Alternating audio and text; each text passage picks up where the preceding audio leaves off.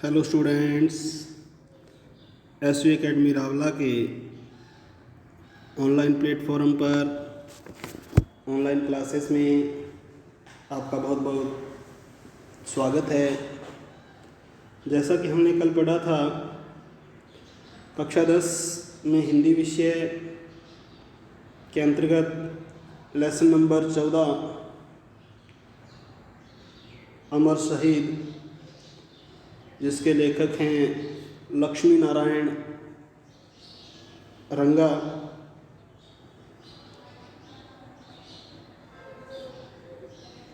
और इसमें हमने पढ़ा था लेखक का परिचय,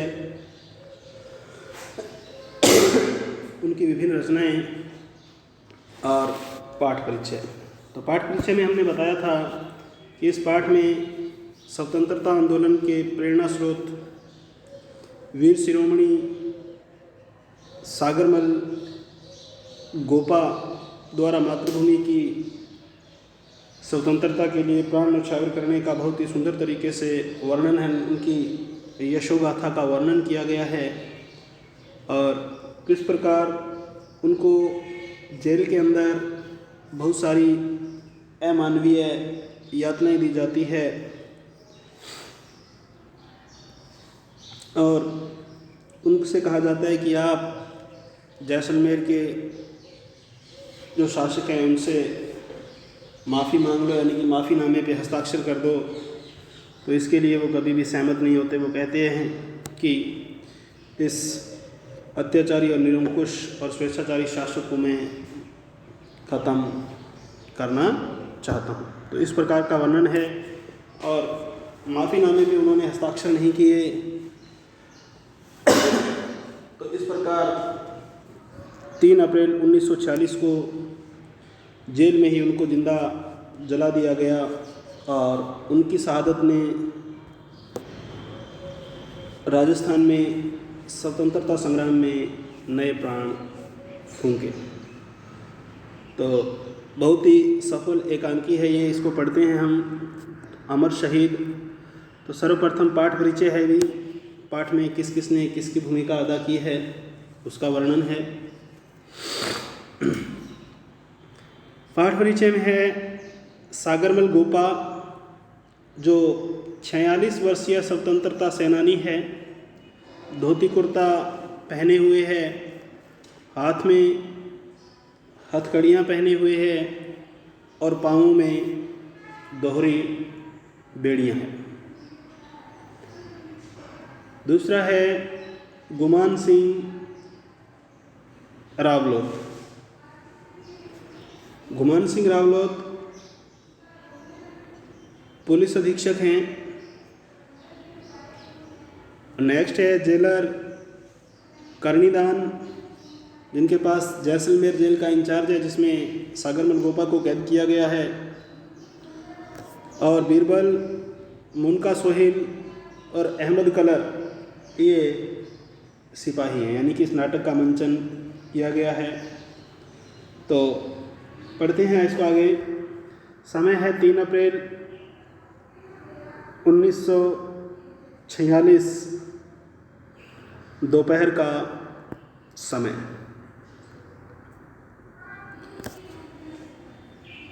पर्दा उठाने पर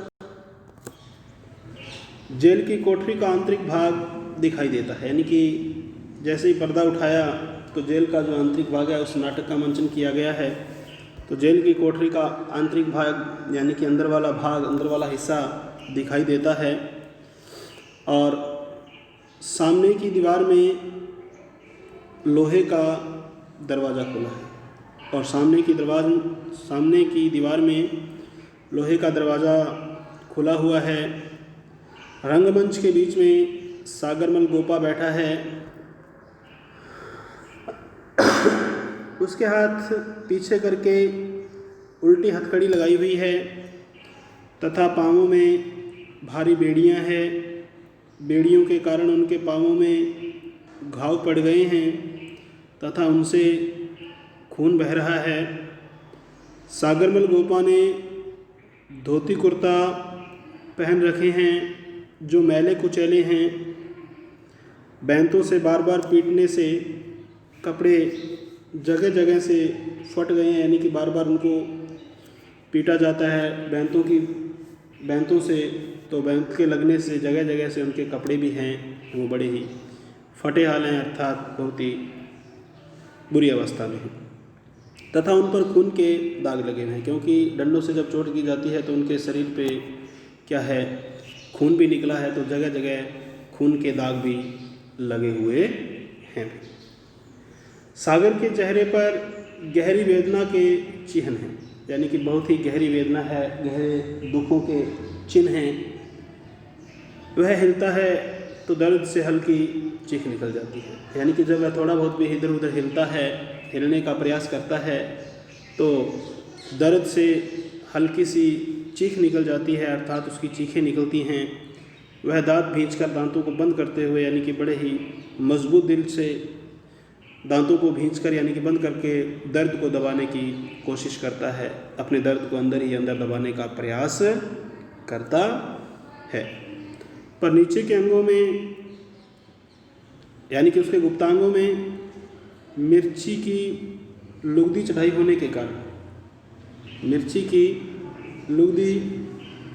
होने के कारण उसके थोड़े हिलते ही तेज चीख बरबस निकल जाती है, यानी कि बलपूर्वक निकल जाती है, अचानक ही निकल जाती है। पीछे के दरवाजे में गुमान सिंह रावलोत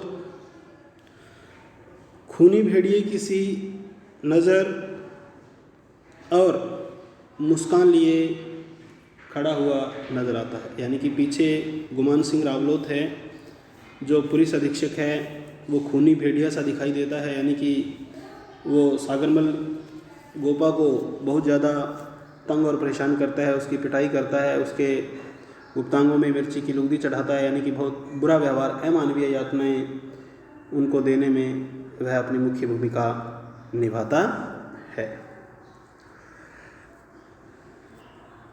तो आगे है उनकी आपसी चर्चा। तो सागर चीखते हुए कहता है, नहीं नहीं नहीं, यह पीड़ा, यह अपमान, यह आग अब नहीं सही जाती।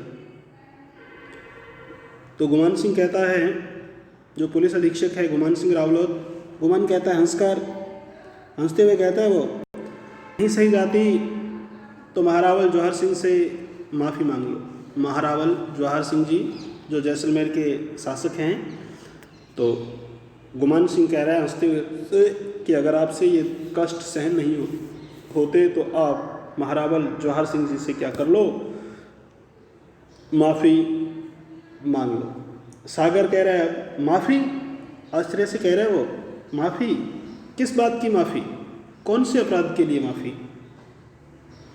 फिर गुमान कह रहा है, सागर अगर एक अपराध हो तो बताऊं, अगर आपने एक ही दोष हो आप में तो मैं आपको बताऊं, राजद्रोह करके, यानी कि किसी राजा के साथ द्रोह करके उसके खिलाफ दुश्मनी बांध करके तुमने जो जैसलमेर की नाक कटवा दी,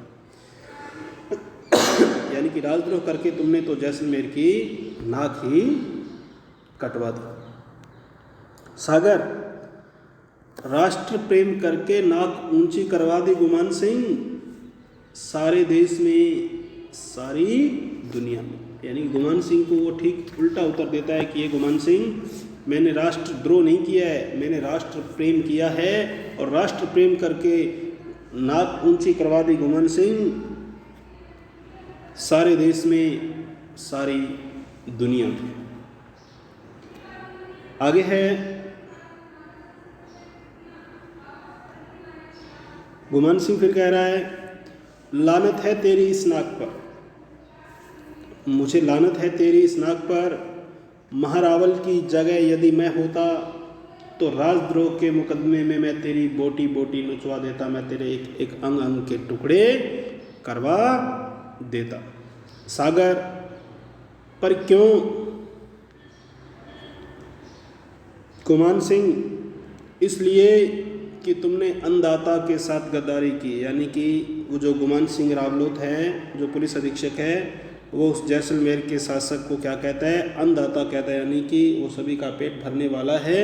इसीलिए कह रहा है कि ये गुमान सिंह, इसलिए कि तुमने अन्नदाता के साथ क्या की है? गद्दारी की है। तुमने जैसलमेर राज्य का गुंडा शासन और रघुनाथ सिंह का मुकदमा किताबें लिखी। तो इसने सागरमल गोपा ने दो महत्वपूर्ण पुस्तकें लिखी हैं जो जीके की दृष्टि से बहुत ही महत्वपूर्ण है। ध्यान में रखना भाई, जैसलमेर राज्य का गुंडा शासन और दूसरी है रघुनाथ सिंह का मुकदमा। ये किताबें लिखी हैं। महारावल को डाकू, खूनी, हिंसक और आतताइयों का रक्षक कहा है। महारावल को डाकू, खूनी, हिंसक और आतताइयों का रक्षक कहा है। इस राज्य को जंगल का राज्य कहा है और इस राज्य को आपने जंगल का राज्य कहा है, जंगल राज कहा है। सागर अब कह रहा है अपने कलेजे पर हाथ रखकर सोच गुमान सिंह। सागर कह रहा है गुमान सिंह से कि एक गुमान सिंह अपने कलेजे पर, अपने हृदय पे हाथ रखकर सोच, क्या मैंने यह गलत कहा है? क्या यह मैंने गलत कहा है कि बिल्कुल जंगल राज वहाँ चलता है? फिर आगे गुमान सिंह कह रहा है बिल्कुल गलत। अरे नमक हराम, बिल्कुल गलत। अरे नमक हराम, तेरी पीढ़ियों ने जिस महारावल भाटी का नमक खाया है तूने उसे थाली में छेद किया है, गद्दार। सागर फिर गुस्से से कहता है गद्दार मैं नहीं, गद्दार तुम हो और तुम्हारे महारावल दोनों हो, जो अंग्रेज़ों की छत्र छाया पाने के लिए, यानी कि उनका आसरा पाने के लिए, उनका स्नेह पाने के लिए मातृभूमि के साथ गद्दारी कर रहे हो। अंग्रेज़ों की छत्र छाया पाने के लिए मातृभूमि के साथ गद्दारी कर रहे हो। जनता को डंडे और अंधे कानून से दबाते हो। मैंने जो भी किया जनता के हित में किया। तो सागर ने उसको कहा कि जो भी आप काम कर रहे हो, आप अंग्रेज़ों की छत्र छाया, उनका सानिध्य पाने के लिए, उनका शाबाशी लेने के लिए आप ये काम कर रहे हो। तो मातृभूमि के साथ गद्दारी का आप कर रहे हो। जनता को डंडे और अंधे कानून के बल पर दबाने का प्रयास कर रहे हो। मैंने जो भी किया है वो जनता के हित में किया है। ऐसी बात सागर कह रहा है गुमान सिंह से। फिर गुमान सिंह कह रहा है गुस्से से, झूठे, क्या तुमने राज्य की जनता को नहीं उकसाया? क्या तुमने राज्य की जनता को नहीं उकसाया, यानी कि उनको प्रेरित नहीं किया इस प्रकार से झगड़े करने के लिए, हड़तालें करने के लिए? क्या तुम लोगों ने ताजियों का झगड़ा नहीं भड़काया? क्या तुम लोगों ने दर्जी सत्याग्रह नहीं करवाया? क्या तुमने हड़तालें और भूख हड़तालें नहीं कराई? क्या तुमने क्रांतिकारी कविताएं नहीं लिखी? क्या तुमने जैसलमेर के किले पर तिरंगा झंडा लहराने की घोषणा नहीं की? क्या तुम लोगों ने नहीं कहा कि महारावल को नजराना भेंट नहीं करेंगे, किसी प्रकार का टैक्स वगैरह नहीं देंगे? क्या तुम लोगों ने संकल्प नहीं लिया, ये दृढ़ निश्चय नहीं किया कि महारावल के सामने सिर नहीं झुकाएंगे? बोल बोल, तुम लोगों ने यह सब किया या नहीं? ये सब बातें गुमान सिंह सागरमल गोपा से कह रहा है। तो सागरमल गोपा अब उसका उत्तर दे रहा है, कह रहा है किया किया किया, 100 बार किया। यानी कि ये बातें सब हमने की है, 100 बार की हैं और 1000 बार करूँगा। मैंने 100 बार की हैं परंतु इनको मैं 1000 बार करूँगा। मेरे जीवन का ध्येय, मेरे जीवन का एक ही उद्देश्य है, मेरे जीवन का एक ही लक्ष्य है, मेरे जीवन का एक ही एम है कि जैसलमेर की प्रजा को जागृत करूँगा, कर सामंती अत्याचारों को नष्ट करूँगा। जो सामंती अत्याचार हैं, जो राजा हैं लोगों पे अत्याचार कर रहे हैं, उनको नष्ट करना, इसके लिए मैं प्राणों की बाजी तक लगा देना चाहता हूँ। इसके लिए अगर मुझे प्राण भी न्यौछावर करने पड़े तो मैं उसके लिए सदैव तत्पर रहूँगा, प्राणों की बाजी तक लगा दूँगा। फिर गुमान सिंह कह रहा है बड़े गुस्से से, तेरे जैसे पीवड़े संपोड़िए को मैं पाँवों से कुचल देना चाहता हूँ। गुमान सिंह गुस्से से कह रहा है सागरमल से कि तेरे जैसे पीवड़े संपोलिए का मतलब होता है सांप की एक जाति होती है जो अपने सांसों के द्वारा ही किसी के सांसों को पी लेता है, यानी कि इसीलिए उसको पीवड़ा संपोलिया कहा है, को मैं पाँवों से कुचल देना चाहता हूँ। यानी कि सांस पीने वाला सांप है तू और मैं तेरे को पाँवों से कुचल देना चाहता हूँ, नष्ट कर देना चाहता हूँ। सागर, गुमान सिंह तुम्हारे डायर और ओडायर मेरी आवाज़ नहीं दबा सकते। तुम्हारा महारावल और सामंत मंडल मेरी आवाज़ से हिल उठेगा। मेरी आवाज़ में वो आग है जो तुम्हारी राक्षसी सामंती व्यवस्था को शमशान बना देगी, नष्ट भ्रष्ट कर देगी, तुम्हारी मौत का पैगाम बन जाएगी, तुम्हारी मौत का संदेशा बन जाएगी। मेरे सांसों की एक फूंक से तुम्हारा जुर्म का राज्य ताश के मैल की तरह ढह जाएगा, नष्ट हो जाएगा।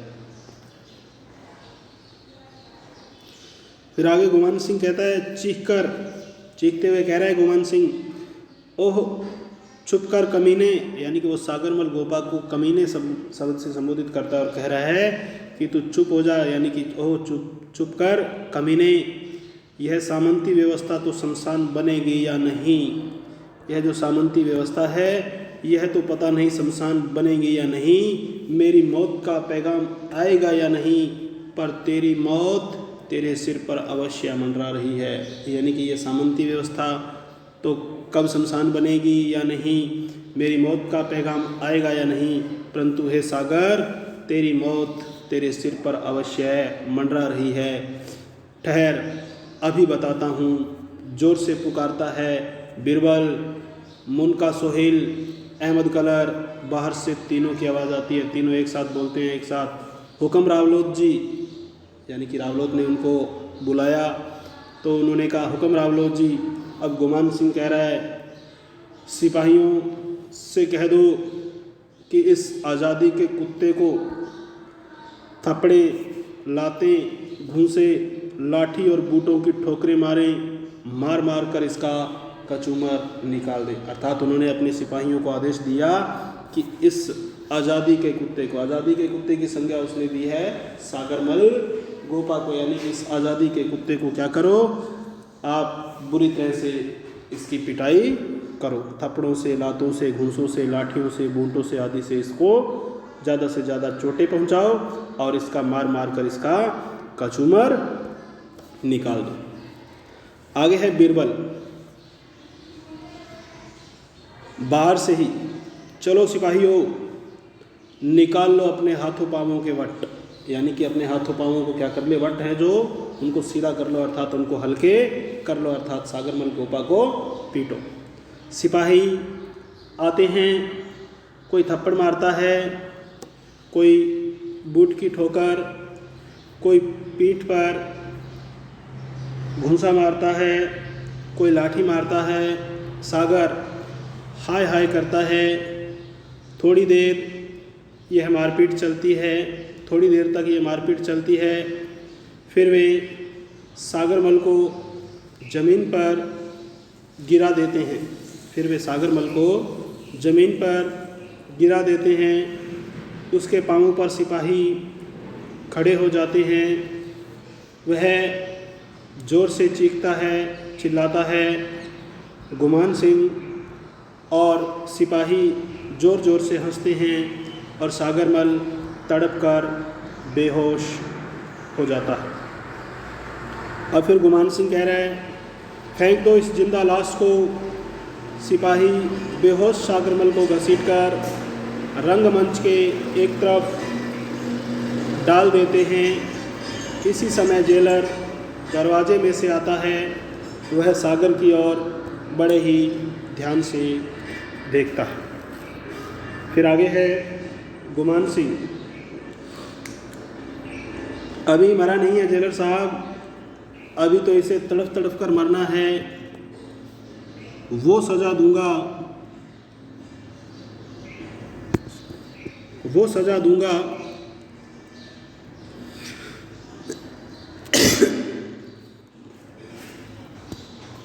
कि यह है। फिर जेलर बीच में ही बात को काटता है उसकी गुमान सिंह की। वो तो ठीक है गुमान सिंह, पर सभी को एक ही लाठी से नहीं हाँका जा सकता। एक ही लाठी से हाँकने का मतलब है सभी के साथ एक जैसा व्यवहार करना। ये स्वतंत्रता के दीवाने हैं, सर कटा लेंगे पर झुकाएंगे नहीं, झुकने नहीं देंगे अपने सिर को। इनसे तो नीति से काम लेना चाहिए, यानी कि इनसे तो किसी तरीके से काम लेना चाहिए ताकि सांप भी मर जाए और लाठी भी न टूटे, यानी कि काम भी हो जाए और कोई नुकसान भी ना हो। तो गुमान सिंह असमंजस में, संदेह की स्थिति में आ जाता है। आपकी बात समझा नहीं जेलर, कोई बात नहीं, समय आने पर मैं समझा दूंगा। अब आप जाइए, मुझे सागर को होश में लाकर ज़रूरी बात करनी है। गुमान सिंह कह रहा है जाते जाते मेरी ज़रूरत पड़े तो बुला लें। जेलर कह रहा है ज़रूर। और हाँ, गुमान सिंह जाते जाते रुक जाता है, थोड़ा ठंडा पानी भिजवा दीजिए। गुमान सिंह